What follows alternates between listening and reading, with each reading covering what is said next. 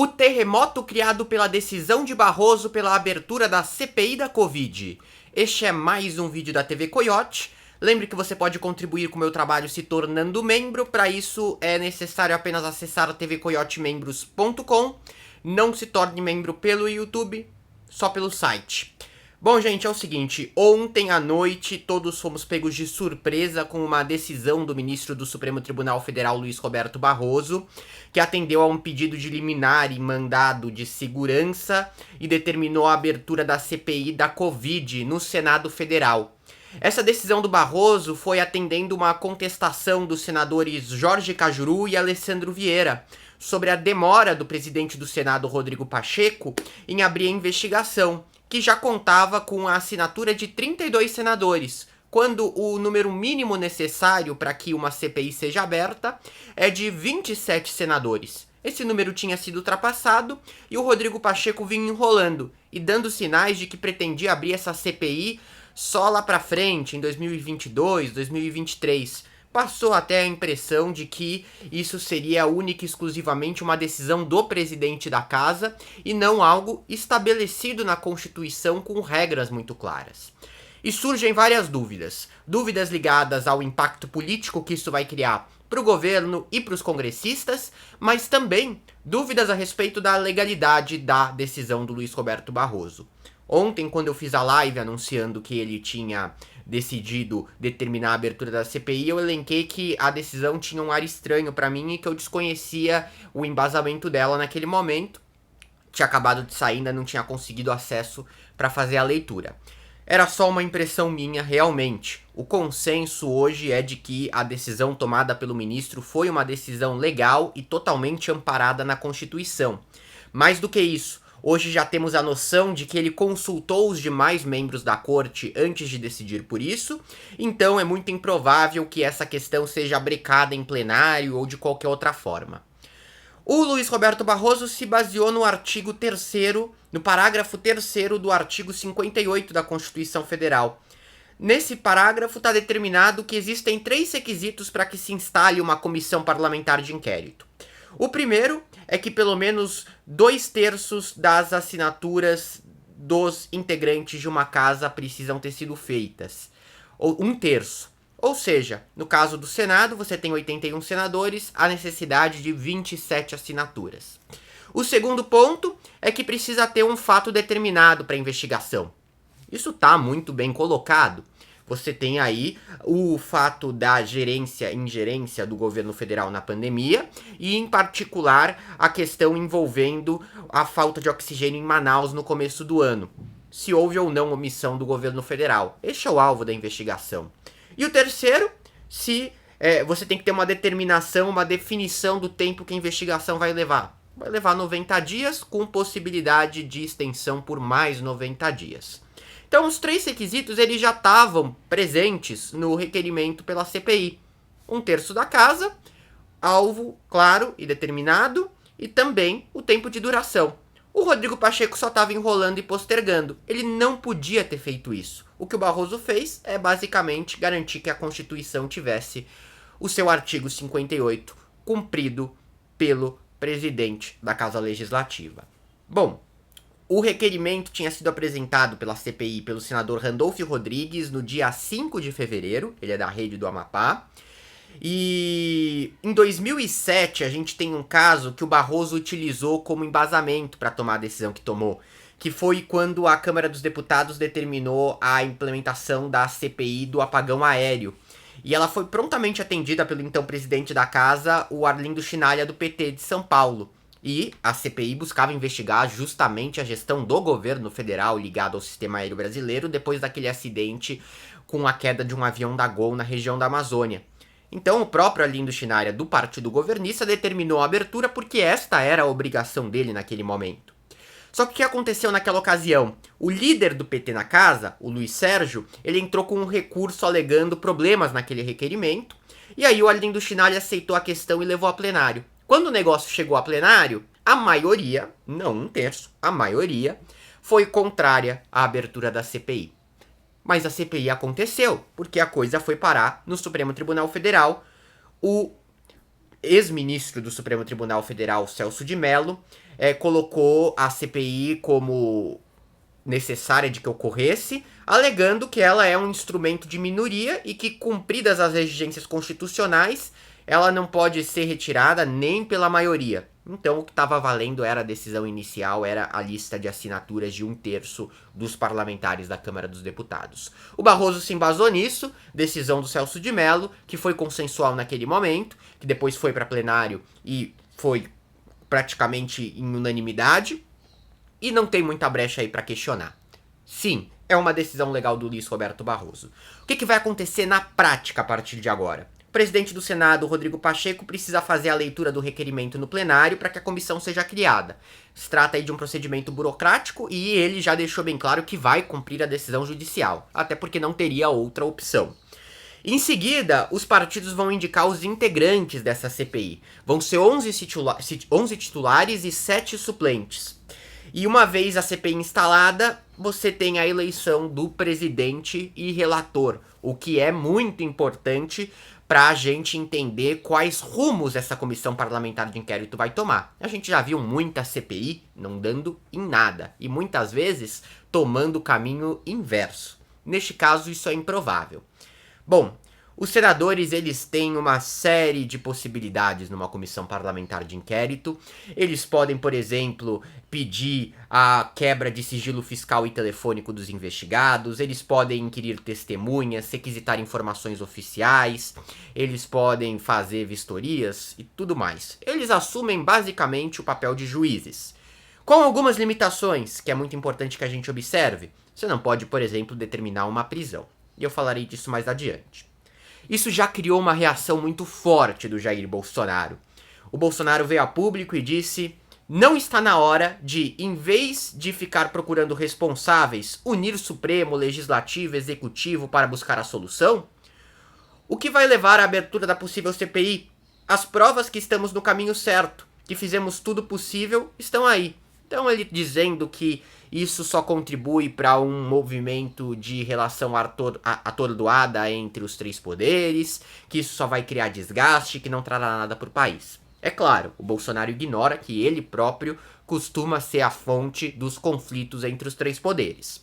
Bom, no Congresso Nacional, a intenção de você não abrir a comissão parlamentar de inquérito dada pelo Rodrigo Pacheco era a questão de manter pacificamente a relação do Legislativo com o governo federal. Não deu certo. É evidente que não daria. Afinal, boa parte do conflito, boa parte das tensões, elas são permanentes desde o início do governo Bolsonaro e vêm por parte dos próprios integrantes do governo, com ou sem CPI. Não precisa fazer nada para que suba o tom ou para que Bolsonaro ataque os congressistas e diga que eles estão passando em cima dos seus poderes, ou que o Supremo vem fazendo isso. O governo já tem mais de 2 anos e isso já está muito claro e evidente. Se não bastasse, a decisão do Rodrigo Pacheco, ela também acaba tendo valor praticamente contrário, porque na realidade a CPI acabou sendo aberta de qualquer jeito. Por determinação do Supremo, porque está na Constituição que 1/3 dos senadores podem determinar a abertura de uma comissão parlamentar de inquérito. Pronto, acabou. Por que isso vai criar um terremoto? Primeiro, o governo tem assistido à popularidade em queda.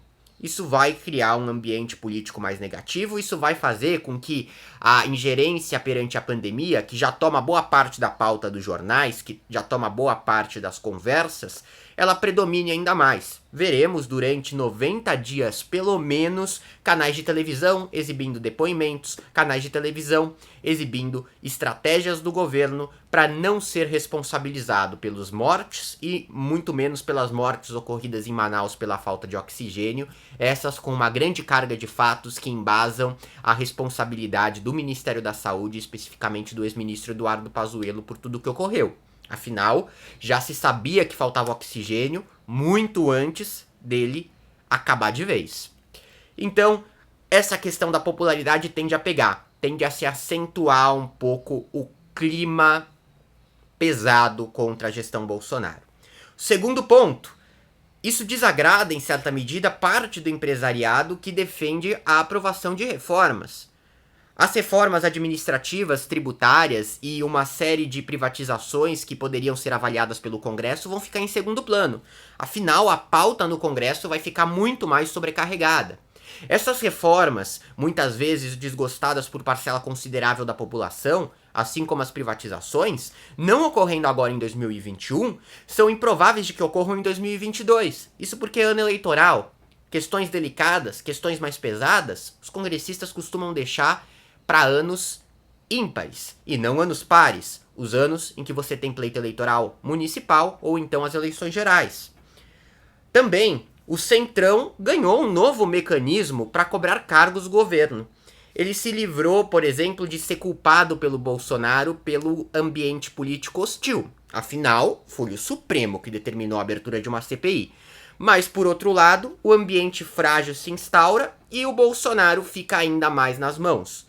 O apoio do Centrão ao governo começa a custar mais caro num ambiente de comissão parlamentar de inquérito. Os mecanismos para você cobrar por esse apoio aumentam. Você passa a negociar depoimentos numa comissão parlamentar, você passa a negociar as direções que essa investigação vai tomar, a relatoria dessas investigações e tudo mais. Mais um fator de desgaste. Além disso, se não bastasse, a toda a discussão ligada ao orçamento do governo nesse ano de 2021, o Bolsonaro vai ter que vetar trechos do orçamento porque se estabeleceram ali uma série de emendas parlamentares que ultrapassam os gastos obrigatórios previstos. Se Bolsonaro não vetar esses trechos, ele corre risco de ser acusado por crime de responsabilidade, o que já não está faltando, esse não é o principal fator, mas corre risco de sofrer outras sanções, inclusive ligadas, por exemplo, a uma impossibilidade de reeleição.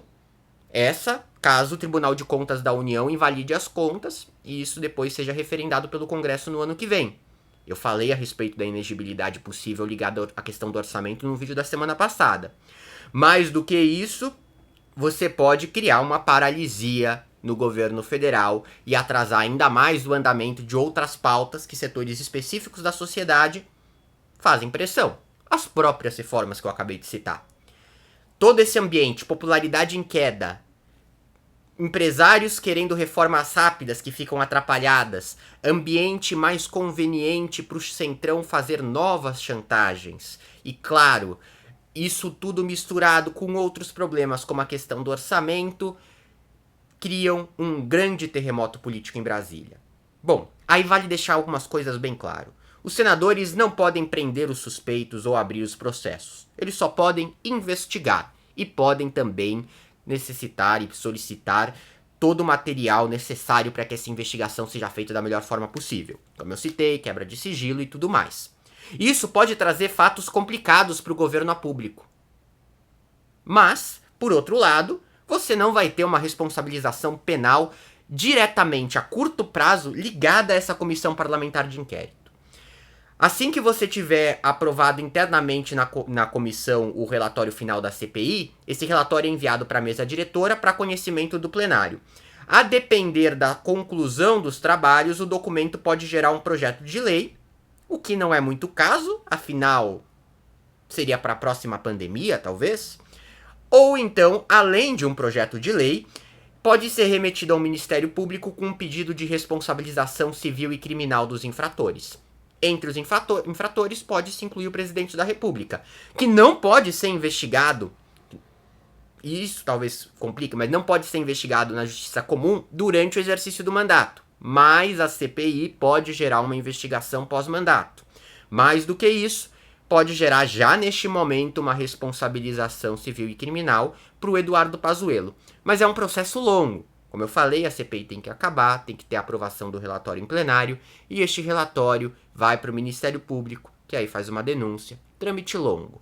O maior problema para o governo, ele está no ambiente político fragilizado, que só se reforça de fragilidade pro próprio Executivo Federal, e também na ingerência perante a pandemia, predominando toda a pauta, criando um ambiente de chantagem, criando um ambiente em que o governo fica mais dependente dos congressistas do que já é.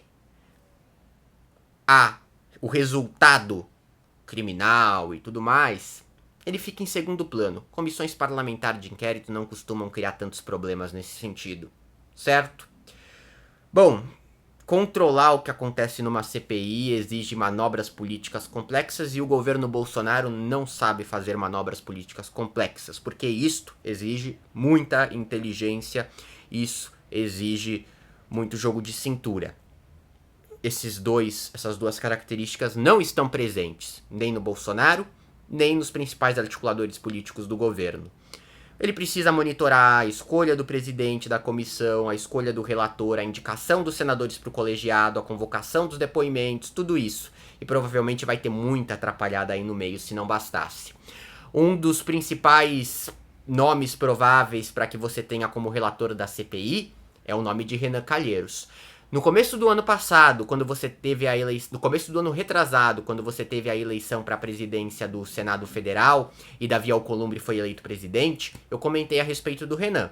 O Renan é um político astuto, sagaz, esperto. A partir daquele momento, se criou uma ranhura definitiva entre ele e o governo de Jair Bolsonaro. O apoio dado ao Davi Alcolumbre desagradou muito o Renan.